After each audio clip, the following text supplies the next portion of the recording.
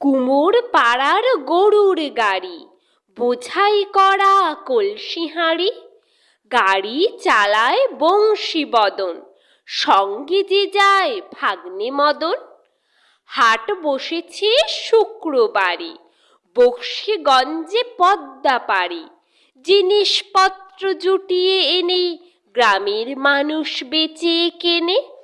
উচ্ছে বেগুন পটল মূলো, বেতের বোনা ধামা কুলো, সর্ষে ছোলা ময়দা আটা, শীতের র্যাপার নকশা কাটা, ঝাঁঝরি করা বেড়ি হাতা, শহর থেকে সস্তা ছাতা, কলসি ভরা এখো গুড়ে, মাছি যত বেড়ায় উড়ে।